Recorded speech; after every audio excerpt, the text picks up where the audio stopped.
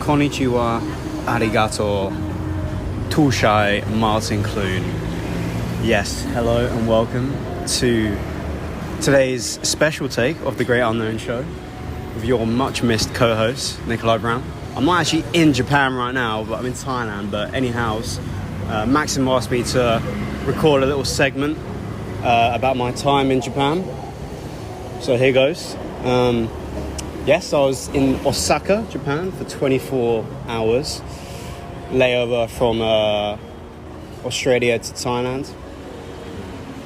Wasn't originally the plan. Originally I was going to be in Osaka for 12 hours, but I looked at the flights and there was the option to stay another 12 hours. So I thought, hey, I've always wanted to go to Japan. Why not just spend a little longer and see if I can do as much as I can? So that's what we did. We arrived at 7 o'clock-ish in the evening. Got onto the metro to the city centre. Pretty chaotic. First thing I did when I got to the station was I got myself a iced green tea and cheesy peeps. Went to the counter and it was like a full-on ping pong machine, like just absolutely bonkers. And there's just this little Japanese lady behind the counter waffling to me. I have no idea what she was saying. She said a lot just for like, oh, it's 40 yen. So, you know. Anyway, got onto the train, checked into my hostel Toyo. Got shown to my own room, and I thought I was given the the VIP kind of experience, but I wasn't. Turns out everyone in that hostel had their own room. So I was very happy. I had my own little room. Yeah, it's Japan, so all the beds are on the floor, but I ain't got a problem with that. I mean, it's better for my back. TV was outrageously small. Not that I cared, because I was never going to use it for one night. So yeah, nice little quaint room. Spent the night there, woke up early since I was on Aussie time. So I wanted to go have my breakfast at around 6:30 in the morning, but nowhere was open till 8, so I had to kind of wait around. Just plan my day a bit better. Went for my coffee. It was pissing it down, by the way. Apologies for the French. Yep, it was shit weather the whole time I was there. But yeah, and I went to this nice little coffee place. Had some Japanese toast, I believe, and it was like the thickness was just outrageous. It was like a slab cake, but very nice with a bit of melted butter on top. And then I had 2 toasts, one with just butter and another with like some eggs and mustard. Wasn't a fan of that. Although my housemate Sam Champion from uni did tell me that breakfasts in Japan aren't the craze. So yeah, it was alright, but the coffee was great. So I finished there around 9 o'clock. Then I headed to a local department store that Sam had told me about. Said you'd be blown away by the amount of garbage that would be in there. So sure enough, I went in there, and it was like fucking Mario world. Like all these like different like speakers advertising different crap. Like so much like plastic everywhere you look, and just so much useless stuff. Like I don't know who's gonna buy this stuff ever, but. Yeah, so I wandered around there for ages thinking I could buy something maybe. I saw some chopsticks and I was like, oh, okay, I'll buy some Japanese chopsticks.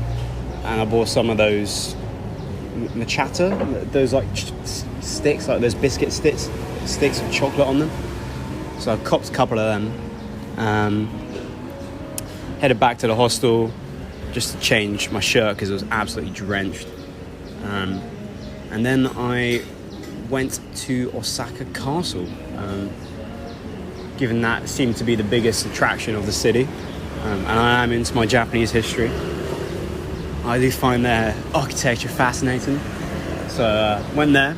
Thankfully the rain had stopped by the time I got off the metro, so I wandered around the gardens for a bit, up into the castle itself. There was a lovely viewpoint from the top.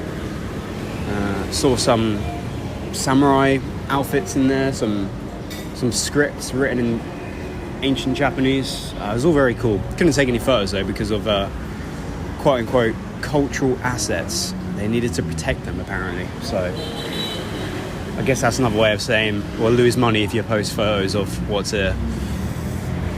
Anyhow, took some photos, did my touristy bit for the day, and then I went to a barbecue place. It's like a grill your own barbecue thing.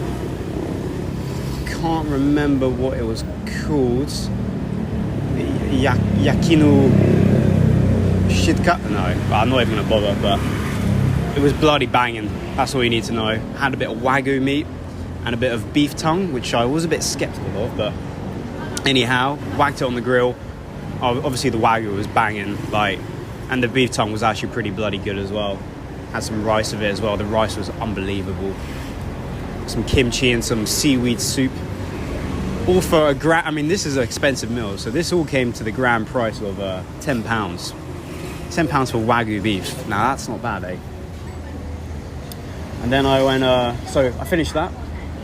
Got back onto the metro. Metro, by the way, was spotless, so good.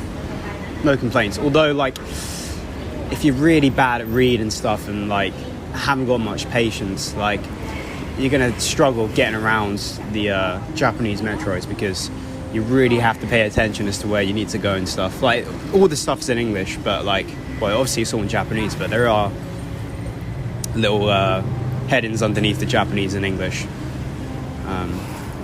But yeah, so a lot of the time my card wasn't working, so I couldn't use the purchase your own tickets, so I'd have to go to the person behind the counter, and most of the time they'd have to get their Google Translate out.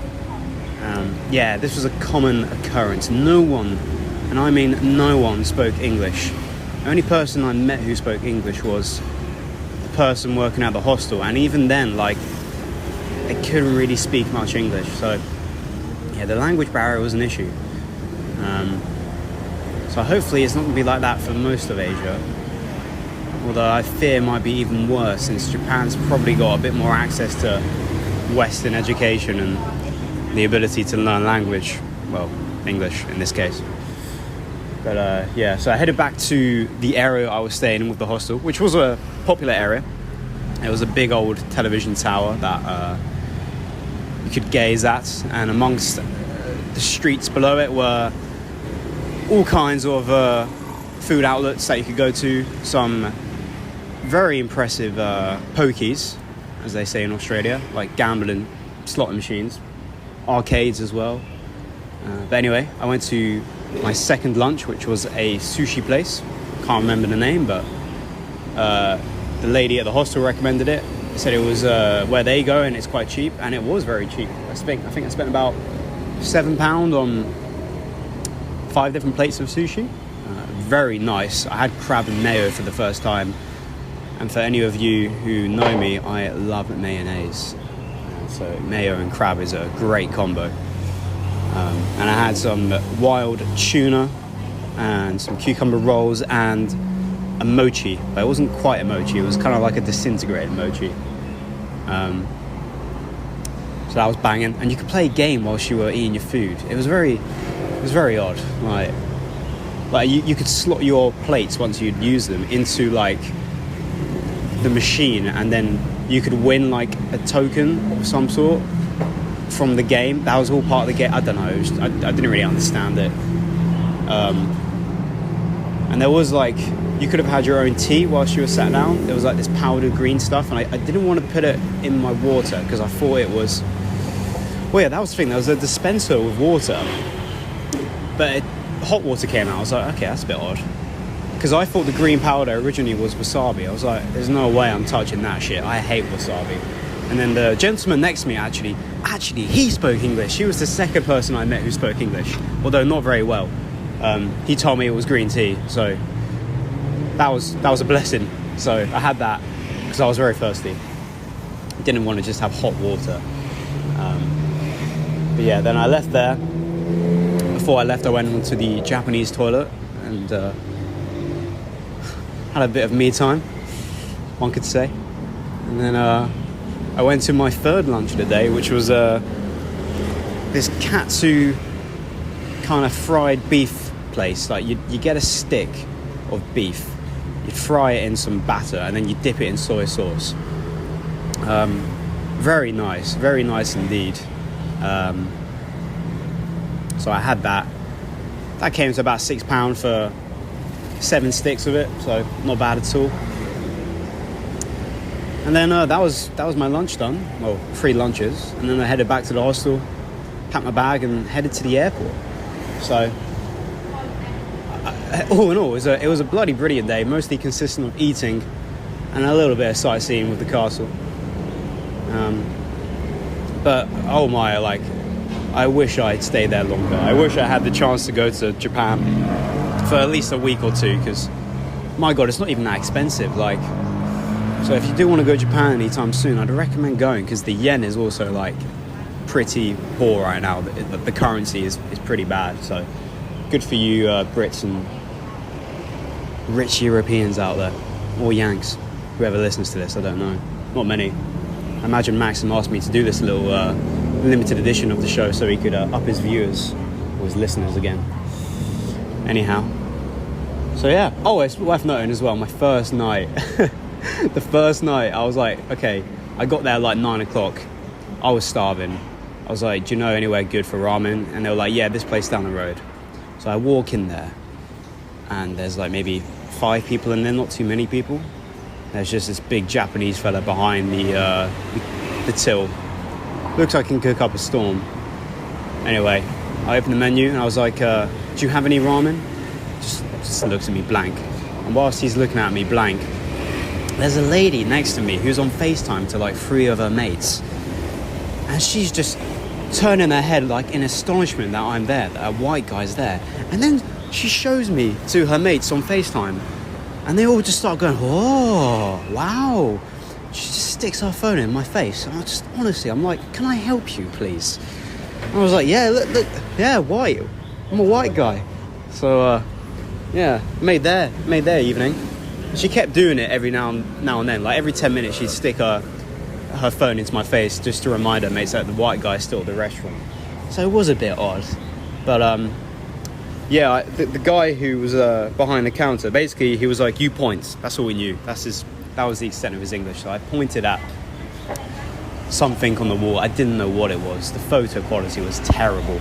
So I was kind of, you know, there's a bit of Russian roulette going on. It could have been something like I would have loathed, like a seafood soup or something.